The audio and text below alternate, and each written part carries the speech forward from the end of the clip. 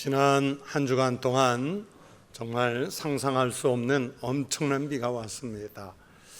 이 비 속에서도 우리를 지키신 하나님 은혜에 감사하고, 또 오늘 내일 모레 한 2, 3일간 우리 충청북도 지역에 집중호우가 계속 예보되고 있는데, 성도들 안전하게 또 건강하게 비 피해 입지 않고 잘 생활해 주시기를 바랍니다. 우리가 잠을 자다가요, 너무 생생한 꿈을 꾸어서 깜짝 놀라 일어날 때가 있습니다. 이게 꿈인지 생신지 일어나서 멍멍한 가운데 막 이렇게 정신이 없을 때가 있어요. 또 반대로 우리가 살다가 너무 기쁜 일을 당하거나 아니면 생각지도 않은 큰 환난을 겪게 됐을 때, 이게 도대체 꿈인가 생신가 분간이 잘 안 돼서 손등이나 자기 뺨을 꼬집어 보면서 이게 꿈이야 생시야 이렇게 확인해 볼 때가 있습니다. 오늘 읽은 이 성경 말씀은 이스라엘 백성들이 바벨론에 포로로 잡혀갔다가 예루살렘으로 돌아오게 되는 상황을 시로 노래한 말씀입니다. 그 감격이 얼마나 컸든지요, 생시에 역사적으로 실제적으로 일어난 일인데, 시온의 포로를 돌리실 때에 꿈꾸는 것 같았도다 이렇게 말씀하고 있습니다. 이스라엘 백성들이 70여 년간의 포로 생활에서 돌아온 이 기쁨의 감격은 몸의 감각적인 기관들로만 느낄 수 있는 그런 차원의 기쁨이 아니에요. 정말 일어날 수 있을지 의문시되던 일이 실제로 일어난 그런 감격의 일이요, 또 놀랍고 경이로운 일입니다. 그래서 시인은 그때의 심정을 꿈꾸는 것 같았도다 그렇게 노래하고 있습니다. 그 표정들을 묘사하고 있는 장면이 얼마나 신이 나는지 여러분 2절에서 이렇게 그 기쁨을 묘사하고 있지요. 그때 우리 입에는 웃음이 가득하고 우리 혀에는 찬양이 찼었도다. 그때의 문나라 가운데에서 말하기를 여호와께서 그들을 위하여 큰 일을 행하셨다 하였도다. 나라가 해방되고 포로에서 노임을 받아 다시 하나님이 약속하신 젖과 꿀이 흐르는 약속의 땅으로 돌아오는 이스라엘 백성들의 그 기쁨의 마음이 표현되어 있습니다. 입에는 웃음이 가득하다는 것은 너무 좋아서 지금 왜 입꼬리가 올라가서 막 싱글벙글하고요, 또 하나님이 베풀어 주신 놀랍고 경이로운 일을 생각하면서 절로 그 입에서 찬양이 나오기 때문에 혀에는 찬양이 찼었도다 그러면서 그 기쁘고 감사하는 마음이 이 시에 마치 그림처럼 함축되어 있습니다. 이스라엘 사람들이나 이방인들이나 모두 이스라엘의 포로 귀환이 그래서 사람이 한 일이 아니라 하나님의 섭리에 의해서 이루어진 일이라는 것을 알고 있죠. 그래서 더욱 감탄합니다. 포로에서 해방되는 이스라엘을 보면서 사람들은 하나님이 살아계시며 이스라엘을 여전히 버리지 않고 보호하고 계신다는 사실을 다시 한번 증명하고 있습니다. 이사야 45장 성경 말씀을 읽으면 이미 하나님은 일이 있기 70여 년 전에 이스라엘이 포로로 잡혀갔다가 고레스라고 하는 페르시아, 성경에선 바사라고 그러죠. 이 페르시아 왕이 등장해서 이스라엘을 아무 조건 없이 해방시켜 줄 것이라는 것을 예언해 놓은 말씀이 있습니다. 여호와께서 그의 기름 부음을 받은 고레스에게 이같이 말씀하시되, 내가 그의 오른손을 붙들고 그 앞에 열국을 항복하게 하며 내가 나의 종 야곱, 내가 택한 자 이스라엘 곧 너를 위하여 내 이름을 불러 너는 나를 알지 못하였을지라도 내게 칭호를 주었노라. 나는 여호와라, 나 외에 다른 이가 없나니 나밖에 신이 없느니라. 너는 나를 알지 못하였을지라도 나는 내 띠를 동일 것이요 이 모든 일을 행하는 자니라 하였노라. 하나님이 이스라엘이라는 나라와 민족을 위해서 페르시아의 왕 고레스라는 사람을 선택해서 이 역사를 이루어 가실 것이라는 것을 미리 예언해 놓으셨어요. 그를 통해서 어떤 일을 하실 것인지는 또 이렇게 예언했습니다. 내가 공의로 그를 일으킨지라 그의 모든 길을 곧게 하리니 그가 나의 성읍을 건축할 것이며 사로잡힌 내 백성을 값이나 가품이 없이 놓으리라 만군의 여호와의 말이니라 하셨느니라. 여러분, 이사야의 이 말씀에서 내가 그가 하는 이 그는 하나같이 다 고레스라고 하는 페르시아의 왕을 가리키는 말씀이에요. 하나님은 이사야나 예레미야 이런 선지자들을 통해서 이미 이렇게 이스라엘이 포로에서 노임을 받을 날이 있을 것임을 예언해 놓고 있었던 것입니다. 그래서 이스라엘 백성들은 포로로 잡혀가면서도 이 예언을 믿었던 거예요. 그러나 아무리 믿고 있었던 일이라 할지라도요, 실제로 지금 내 눈앞에서 그 일이 펼쳐지니까 그 일어났던 것 이상, 알고 있었던 것 이상으로 기쁜 거지요. 지금 이스라엘은 믿고 있던 민족의 해방이 실제로 찾아온 것입니다. 그 감격을 오늘 본문에서 시인이 성전에 올라가는 노래로 지은 거예요. 가슴을 치며 통곡하며 짐승처럼 손과 손이 묶여서 끌려갔던 이 한많은 포로길을 이스라엘 백성들이 춤추며 노래하면서 다시 돌아오는 것입니다. 여러분 상상해 보세요. 70년 만에 포로 귀환이라니요. 얼마나 감격스러웠을지 상상이 되십니까? 자기네들 스스로는 할 수도 그리고 될 수도 없는 일이 지금 눈앞에서 실현되고 있기 때문에 마치 꿈을 꾸는 것 같은 기쁨이 넘치고 있습니다. 70년 전 자신들의 죄악의 결과로 끌려갔지만 이제는 자기네들의 노력에 의해서가 아니라 하나님의 전적인 은혜로 귀환하고 있기 때문에 그 감격이라는 것은 이루 말할 수가 없는 것이지요. 이스라엘이 포로 생활 70년 만에 이렇게 시온으로 돌아올 수 있었던 것이 표면적으로는 페르시아의 고레스가 베풀어준 은덕 같아 보이지만 사실은 역사의 주재자이신 하나님께서 행하신 큰 일이라고 오늘 본문이 말씀해요. 그러기에 이스라엘은 여호와께서 시온의 포로를 돌리셨다고 찬송하지요. 이스라엘 밖에 있는 다른 문나라들도 이것은 여호와께서 이스라엘을 위해서 행하신 큰 일이라고 입을 모아서 입증하면서 축하하는 것이 바로 오늘 성경의 말씀입니다. 여러분, 이스라엘이 포로 생활을 끝내고 이렇게 다시 돌아온 것은요, 그들이 원래 가지고 있었던 죄의 문제가 해결되어서도 아닙니다. 그렇다고 상대적으로 바벨론이나 페르시아 이런 나라들보다 이스라엘이라는 나라가 더 착하고 더 공의롭고 그래서 하나님께서 포로에서 돌리신 것도 아닙니다. 포로들을 다시 돌아오게 하신 것은 이스라엘의 의 때문이 아니라는 말씀입니다. 이스라엘의 의 때문에 행하신 대사가 아니라 아브라함에게 행하신 그 약속을 언약을 성취하시려는 하나님의 그 성실하심 때문에 이스라엘 민족이 포로에서 다시 노임을 받아 돌아올 수 있게 되었습니다. 결국 이스라엘이 귀환하면서 누리는 이 꿈 같은 기쁨은 단순히 돌아온 것 때문이 아니라 하나님의 용서와 하나님의 구원을 체험하면서 누리는 영적인 기쁨이라는 것을 우리는 이 말씀을 읽으면서 알아야 합니다.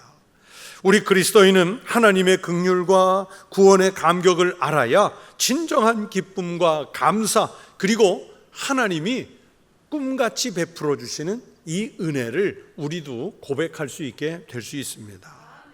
여러분, 오늘은 광복절 제77주년을 기념하는 광복기념 주일입니다. 77년 전 우리나라가 이게 성경 속에 이스라엘처럼 일본의 포로로 잡혀 있다가 놓인 날입니다. 이건 역시도 우리 힘으로는 사실 그 당시에 이루어낼 수 있는 일이 아니었죠. 광복절을 맞을 때마다 느끼는 것은 기가 막힐 만큼 정확한 하나님의 섭리의 시간표에 의해서 우리에게 해방을 주셔서 우리가 광복의 기쁨을 누리도록 하나님께서 인도해 주셨다는 사실입니다. 여러분, 만약 1945년 그때에 하나님께서 우리나라, 우리 민족에게 해방을 주시지 않았다면 여러분, 오늘날과 같은 이런 우리의 기독교 교회는 이 땅에 존재하지도 않았을 거예요.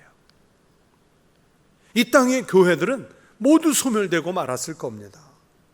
그리고 그 당시에 막바지 불을 태우던 독립의지마저도 꺾이고 말았을 거예요.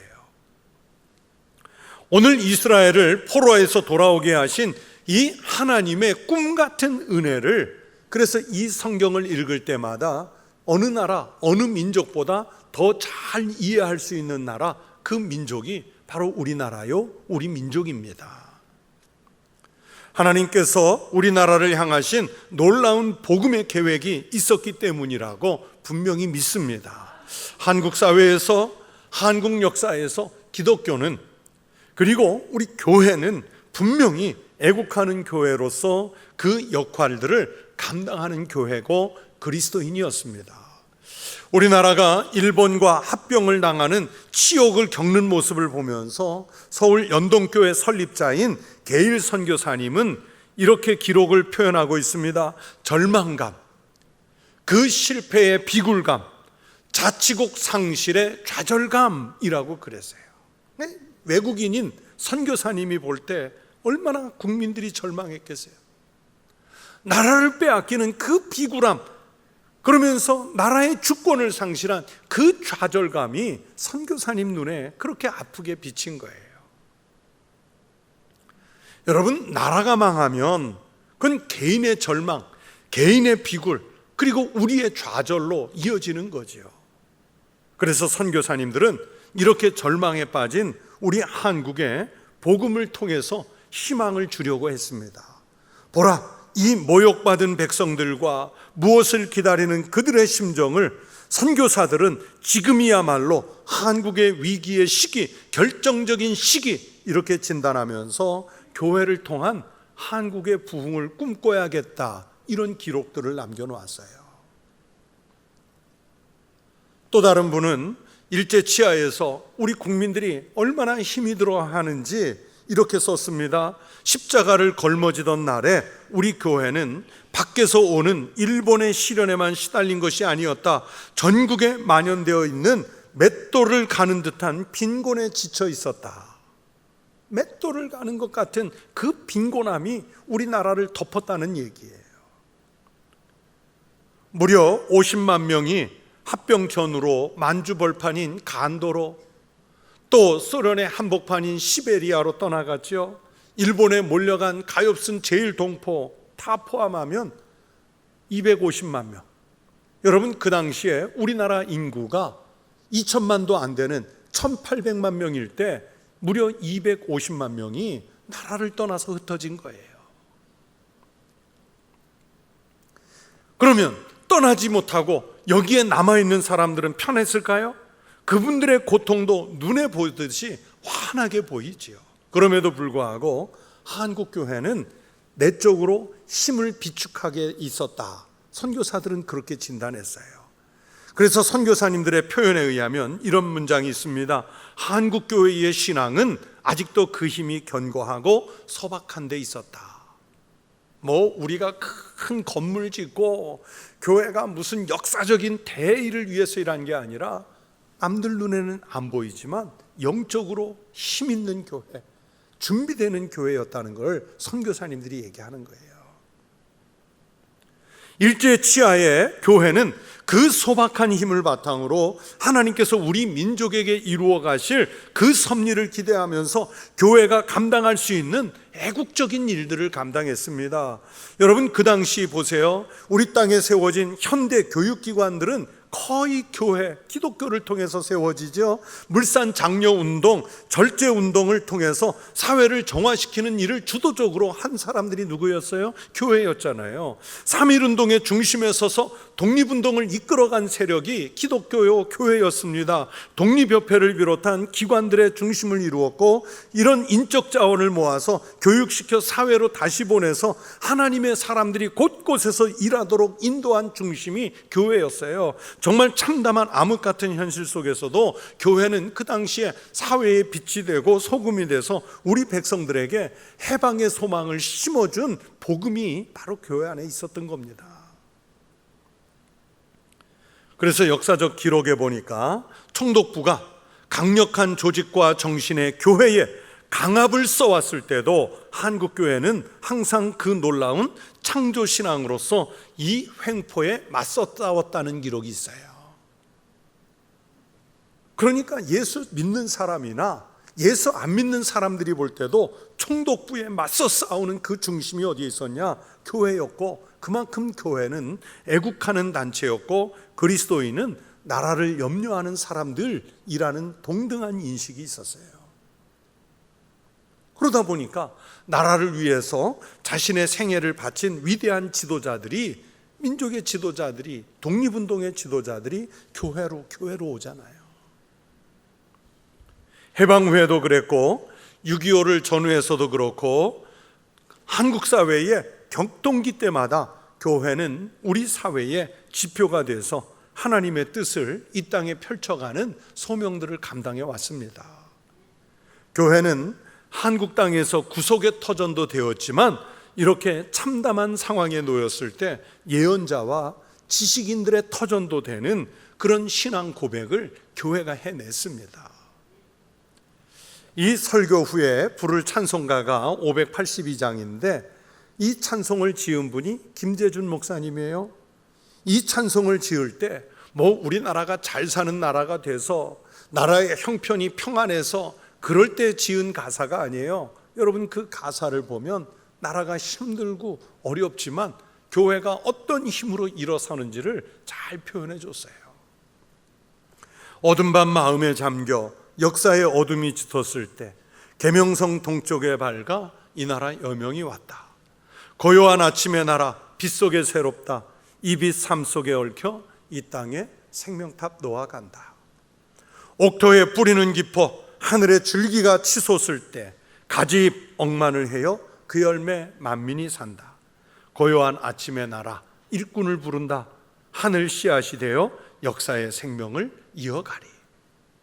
성도 여러분, 그렇게 이 땅, 우리 조국은 하나님께서 꿈같은 은혜로 주신 하나님의 땅인 줄로 믿습니다. 이 땅을 지켜내야 할 곳이 교회고 또 그리스도인인 줄로 믿습니다. 지난 8월 초에 한 두어 주 전에 미국의 그 하원 의장인 펠로시 의장이 아시아를 순방하고 갔지요. 싱가포르, 말레이시아를 거쳐서 대만에 들렀다가 한국에 왔다가 일본을 갔고 그리고 돌아갔어요.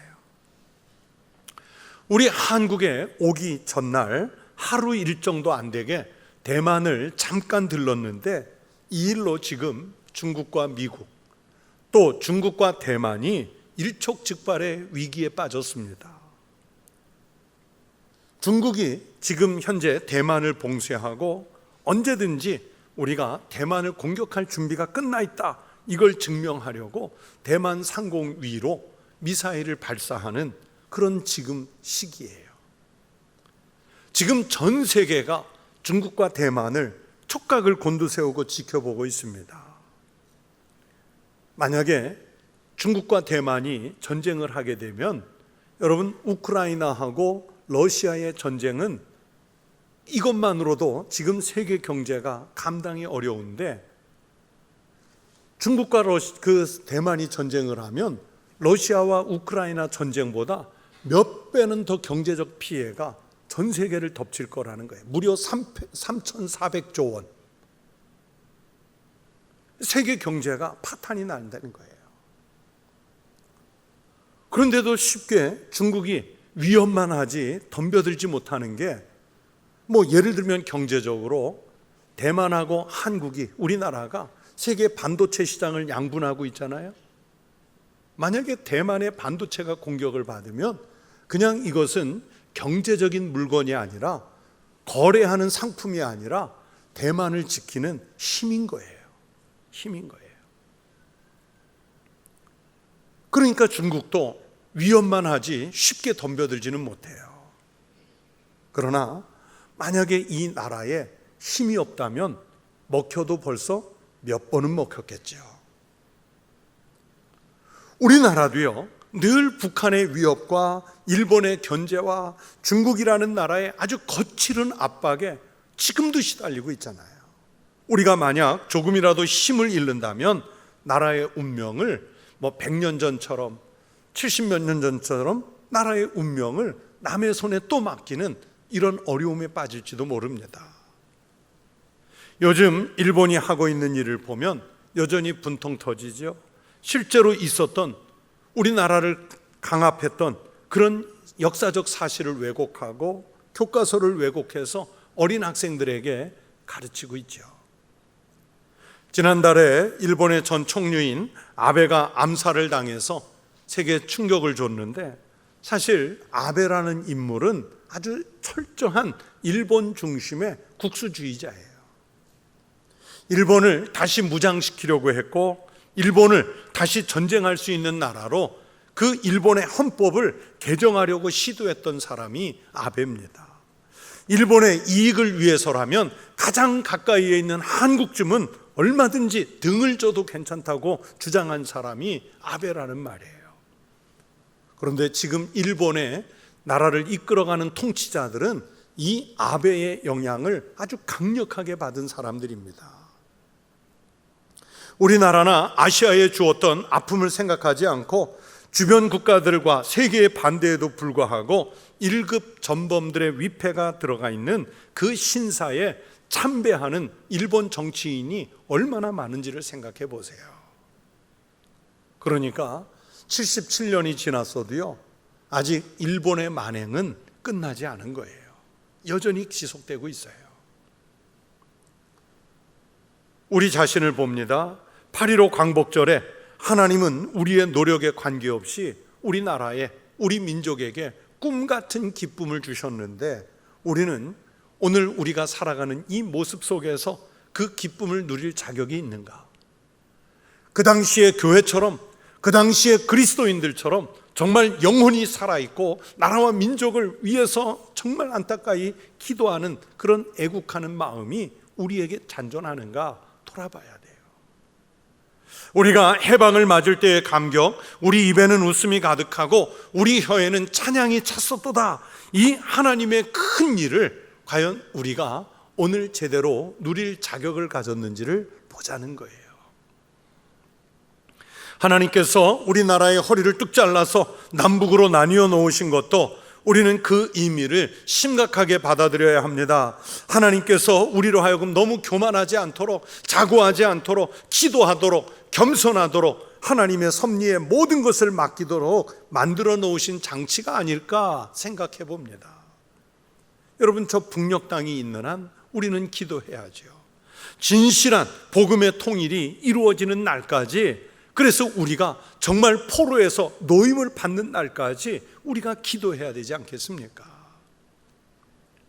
이스라엘 사람들이 포로에서 해방되어 시온으로 돌아왔다고 해서 그날부터 만사가 대통할 것이라고 기대해서는 안 됩니다.